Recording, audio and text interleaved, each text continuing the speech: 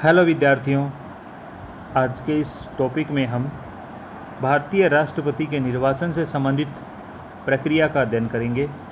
विद्यार्थियों, इसी चैप्टर में पिछले वीडियो में हमने भारतीय राष्ट्रपति के निर्वाचन से संबंधित जो प्रावधान हमारे संविधान में हैं उनका उल्लेख किया था और राष्ट्रपति के निर्वाचक मंडल में कौन कौन से सदस्य शामिल होते हैं,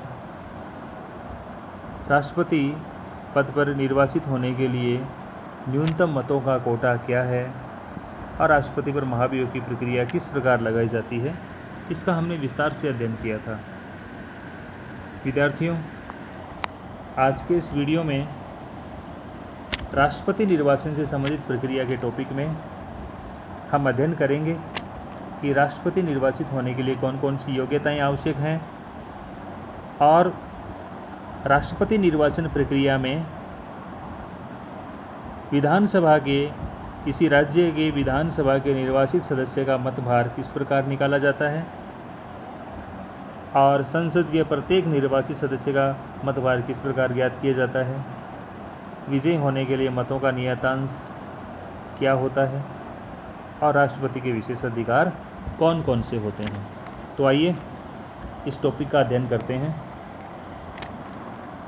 राष्ट्रपति निर्वाचित होने की योग्यताएं। विद्यार्थियों, सबसे पहले योग्यता ये होनी चाहिए कि वह भारत का नागरिक होना चाहिए। इसका मतलब ये हुआ कि राष्ट्रपति के पद पर विदेशी नागरिक नहीं हो सकता। भारत का नागरिक ही, भारत में जन्मा हुआ नागरिक ही होना चाहिए। भारत की नागरिकता उसको होनी चाहिए। दूसरी बात, वह कम से कम 35 वर्ष की आयु कंप्लीट कर चुका हो।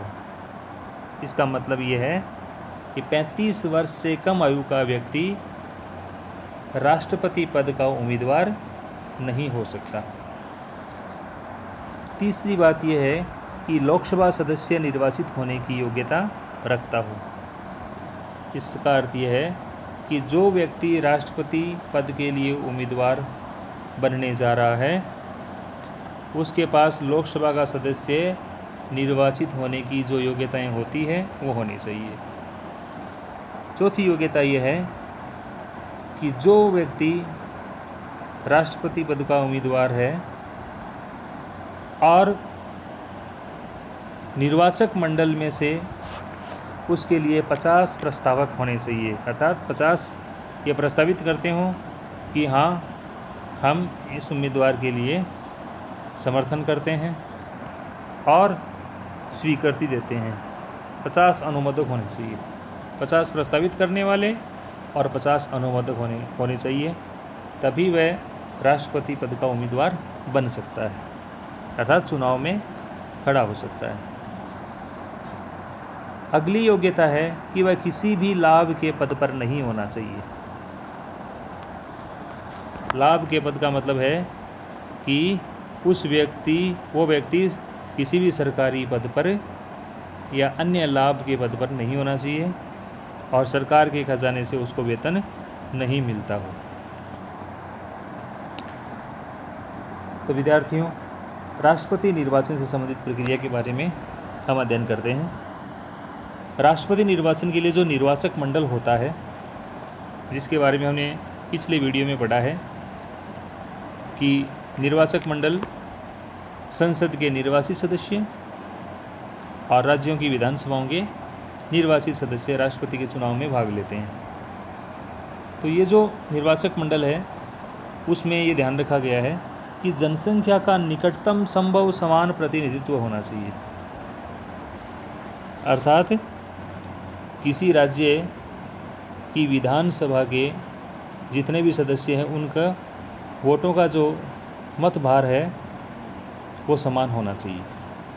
और किसी राज्य की जनसंख्या ज़्यादा है, किसी राज्य की जनसंख्या कम है, तो उसके लिए निकटतम संभव समान प्रतिनिधित्व करने की कोशिश की गई है कि सभी राज्यों से लगभग समान प्रतिनिधित्व मिले।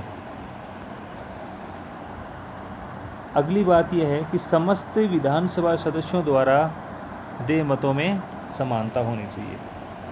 समस्त विधानसभा सदस्य, भारत के जितने भी राज्य हैं उनकी विधानसभाएं हैं, उनके सभी सदस्यों द्वारा जो मतभार है उनमें समानता होनी चाहिए। राज्य विधानसभा की मत संख्या किस प्रकार से निकाली जाती है? तो देखिए, उसके लिए ये फॉर्मूला है कि विधानसभा के निर्वाचित सदस्य का मतभार निकालना हो तो उस राज्य की जो कुल जनसंख्या है, उस कुल जनसंख्या में उस राज्य विधानसभा के कुल निर्वाचित सदस्यों की संख्या का भाग दिया जाता है। राज्य विधानसभा के कुल निर्वाचित सदस्यों का मतलब ये है कि उस राज्य की विधानसभा सीटें या एमएलए या विधायक कितने हैं। जैसे राजस्थान की हम बात करें तो राजस्थान के 200 एमएलए हैं, विधानसभा के निर्वाचित सदस्य 200 हैं, तो राजस्थान की कुल जनसंख्या में 200 का भाग दिया जाता है और जो भागफल आता है उसको 1000 से विभाजित किया जाता है। आगे 1000 दे रखा है बट्टा 1000, तो 1000 से जितना भागफल आता है उसको 1000 से विभाजित किया जाता है, यानी 1000 का पुनः भाग दिया जाता है। लेकिन एक महत्वपूर्ण बात यह है विद्यार्थियों कि 84वां संविधान संशोधन 2001 में यह तय किया गया, 84वां संविधान संशोधन 2001 में क्या तय किया गया कि राष्ट्रपति चुनाव में मतभार के लिए 1971 की जनगणना को आधार बनाना है। इसका मतलब ये हुआ कि वर्तमान जनसंख्या के आधार पर मतभार नहीं निकाला जाता है। 1971 में जो जनसंख्या थी उस राज्य की, उसके आधार पर मतभार निकाला जाएगा, वर्तमान जनसंख्या के आधार पर नहीं है। देखिए आगे, उदाहरण के लिए जैसे राजस्थान का उदाहरण दिखा रखा है कि किसी विधायक या एमएलए या विधानसभा सदस्य का मतभार किस प्रकार निकाला जाता है। इसमें दिखा रखा है कि राजस्थान की जनसंख्या 1971 में कितनी जनसंख्या थी, राजस्थान की जनसंख्या 1971 में कितनी थी, उसमें राजस्थान विधानसभा सदस्य संख्या, राजस्थान की विधानसभा सदस्य संख्या का भाग दिया जाता है। जैसे इसमें दिखा रखा है उदाहरण के लिए कि 2,57,00,000 कितनी है, 2,57,65,806 जनसंख्या थी, तो उसमें 200 का भाग देंगे, 200 का भाग देंगे तो जो भागफल आएगा जैसे ऊपर दिखा रखा है, जैसे ये कि 1,28,829। अब 1,28,829 को पुनः 1000 से विभाजित करेंगे फॉर्मूला के अनुसार, 1000 से विभाजित करेंगे तो मान आएगा, जो रिजल्ट आएगा 128.82, 128.82। तो विद्यार्थियों इसका निकटतम मान हो गया 129। कैसे कि दशमलव के बाद में 5 या उससे ज़्यादा संख्या आती है तो 1 जोड़ दिया जाता है। तो जैसे पॉइंट के बाद में 8 आ गया, 82, तो 1 अंक बढ़ गया, 128 का 129 हो गया, तो 129। राजस्थान के एक विधायक का मतभार कितना हुआ, 129। तो राजस्थान के कुल विधायकों का मतभार कितना हुआ, तो उसको 200 से गुणा कर देंगे और 200, इसी प्रकार से सभी राज्यों के विधायकों का या विधानसभा सदस्यों का मतभार निकाला जाएगा। फिर देखिए विद्यार्थियों, संसद के प्रत्येक निर्वाचित सदस्य का मतभार किस प्रकार निकाला जाता है। तो इसके लिए ये फॉर्मूला है कि सभी राज्यों की विधानसभा सदस्यों के कुल मत कितने हैं। ऊपर वाले फॉर्मूले के अनुसार सभी राज्यों की विधानसभाओं के सदस्यों के कुल मत जोड़ लेते हैं, सभी राज्यों के जो राष्ट्रपति के चुनाव में भाग ले रहे हैं निर्वाचित सदस्य। तो सभी राज्यों की, राजस्थान, पंजाब, हरियाणा, उत्तर प्रदेश, ऐसे जितने भी राज्य हैं 28 राज्य हैं, और 2 केंद्र शासित प्रदेशों में जो विधानसभा है दिल्ली और पुदुचेरी में, तो उन सब सदस्यों के, जितने भी सदस्य हैं वहाँ हर राज्य में, उनके टोटल कुल मत कितने हैं वो हम उसमें भाग देते हैं। संसद के दोनों सदनों के निर्वाचित सदस्यों की कुल संख्या कितनी है उसका भाग देते हैं। जैसे उदाहरण के लिए दिखा रखा है कि सभी राज्यों की विधानसभाओं के सदस्यों के कुल मत है 5,44,971। तो इसमें संसद के निर्वाचित सदस्य कितने हैं 776। तो 776 का भाग देंगे, और 776 का भाग देंगे तो कितना आएगा 702.28। अब मैंने आपको बताया कि दशमलव के बाद में अगर 5 या 5 से ज़्यादा संख्या है तो एक अंक बढ़ जाएगा, अगला अंक आ जाएगा, जैसे 702 का 703 हो जाएगा। लेकिन इसमें आप देख रहे हो कि दशमलव के बाद में 2 है, 2 और 8, तो 2 और 8 है, यानी 5 से 0.5 से कम है, तो जो संख्या है उतनी रहेगी। 702 है तो 702 ही रहेगी। तो इसका अर्थ हुआ कि संसद के प्रत्येक निर्वाचित सदस्य अर्थात सांसद का मतभार कितना हुआ 702। तो इसी प्रकार से संसद के सभी 776 का मतभार निकाला जाता है। 776 को 702 से गुणा करके और संसद का मतभार निकाला जाता है। इसी प्रकार सभी राज्यों का मतभार कितना है वो निकाला जाता है और दोनों को जोड़ दिया जाता है। तो सभी का मतभार लगभग 11 लाख के लगभग वोट होते हैं, क्योंकि राज्यों से निर्वाचित जो विधायक हैं, भारत के सभी राज्यों से निर्वाचित विधायक वो लगभग 4120 विधायक हैं। तो 4120 विधायकों का वोट और संसद के 776 विधायकों का वोट, इन सब को जोड़ते हैं तो लगभग 11 लाख वोट होते हैं।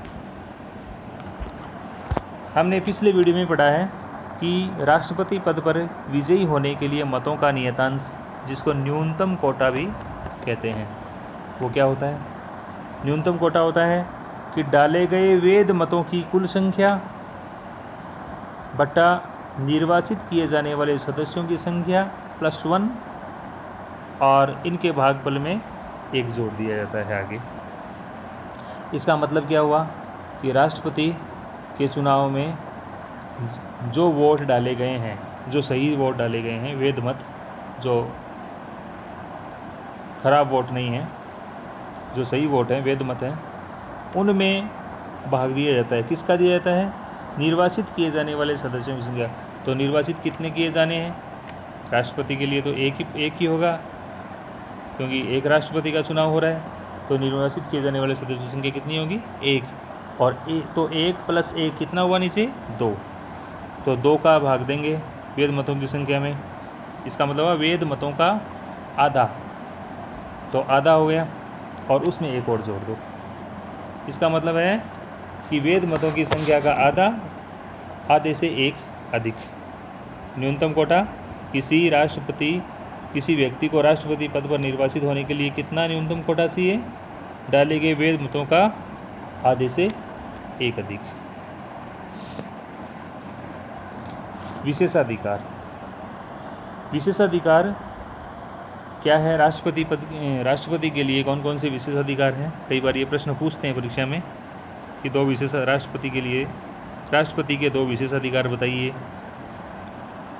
तो देखिए विद्यार्थियों, राष्ट्रपति के पद पर रहने तक किसी भी राष्ट्रपति के विरुद्ध किसी दीवानी या फौजदारी न्यायालय में कोई मुकदमा नहीं चलाया जा सकता। दीवानी और फौजदारी न्यायालय में राष्ट्रपति के विरुद्ध कोई भी मुकदमा नहीं चलाया जा सकता जब तक राष्ट्रपति के पद पर हैं। दूसरी बात, न तो गिरफ्तारी वारंट जारी किया जा सकता है और न ही राष्ट्रपति को गिरफ्तार किया जा सकता है। न तो वारंट जारी किया जा सकता है और न गिरफ्तार किया जा सकता है। लेकिन 2 महीने के लिखित नोटिस के बाद सिर्फ और सिर्फ दीवानी कार्यवाही की जाती है। 2 महीने के लिखित नोटिस के बाद में दीवानी कार्यवाही की जाती है। विद्यार्थियों, राष्ट्रपति का वेतन वर्तमान में है 5 लाख रुपए प्रति माह। कितना है? 5 लाख रुपए प्रति माह। और राष्ट्रपति का जो भवन है जो कहाँ है? दिल्ली में, और उसका नाम है रायसीना हिल्स। रायसीना हिल्स दिल्ली में है राष्ट्रपति का भवन। और राष्ट्रपति महोदय का ग्रीष्मकालीन जो आवास है वो है द रिट्रीट। द रिट्रीट के नाम से जाना जाता है, जो कि कहाँ है? गर्मियों का जो आवास है वो द रिट्रीट कहलाता है। वो है छरबरा, और छरबरा हिमाचल प्रदेश शिमला में है। छरबरा कहाँ है? हिमाचल प्रदेश शिमला के अंदर। और हैदराबाद में एक अन्य आवास और भी है जिसका नाम है निलयम। निलयम है, राष्ट्रपति निलयम नाम से है। आंध्र प्रदेश की राजधानी हैदराबाद में एक आवास है जिसका नाम है राष्ट्रपति निलयम। विद्यार्थियों, एक विशेष बात यह है कि किसी राष्ट्रपति की मृत्यु हो जाती है तो उनकी पत्नी को सेवानिवृत्त राष्ट्रपति को मिलने वाली पेंशन की आधी राशि, यानी कोई पूर्व राष्ट्रपति है, उनकी मृत्यु हो जाती है, पूर्व राष्ट्रपति जो सरकारी पेंशन, सेवानिवृत्ति पेंशन ले रहे हैं, और उनकी मृत्यु हो जाती है तो उनकी पत्नी को राष्ट्रपति को मिलने वाली पेंशन की आधी राशि और सरकारी मकान, सरकारी आवास आजीवन प्राप्त होगा। आजीवन उनको प्राप्त होगा।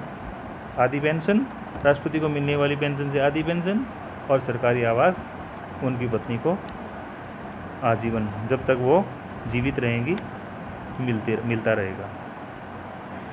विद्यार्थियों, राष्ट्रपति के लिए एक वरीयता निर्धारण की व्यवस्था की गई है। इसका मतलब ये हुआ कि यदि किसी उम्मीदवार को न्यूनतम कोटा प्राप्त नहीं होता है, प्रथम चरण की काउंटिंग में, मतगणना में न्यूनतम कोटा प्राप्त नहीं होता है, तो उनके लिए वरीयता निर्धारण किया गया है। वरीयता निर्धारण का मतलब, क्योंकि आपको पता है कि किसी भी उम्मीदवार को न्यूनतम कोटा प्राप्त नहीं होता है, क्योंकि न्यूनतम कोटा जिस उम्मीदवार को प्राप्त होगा उसे निर्वाचित घोषित किया जाएगा। लेकिन जो न्यूनतम कोटा नहीं मिलता है तो उनको निर्वाचित नहीं किया जा सकता, चाहे उन्होंने सबसे अधिक वोट ही क्यों प्राप्त किए हों।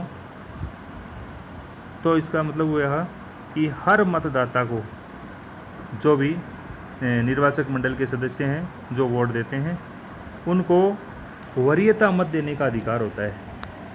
वरीयता का मतलब प्रेफरेंस में जितने उम्मीदवार हैं उतने वोट देने का अधिकार होता है। जैसे मान लीजिए 4 उम्मीदवार हैं, तो 4 उम्मीदवार है तो पहले उम्मीदवार को जो वोट देते हैं तो वो 4 वोट देते हैं क्रम में, कि पहली पसंद ये है, दूसरी पसंद ये है, तीसरी पसंद इस उम्मीदवार को, चौथी पसंद इस प्रकार।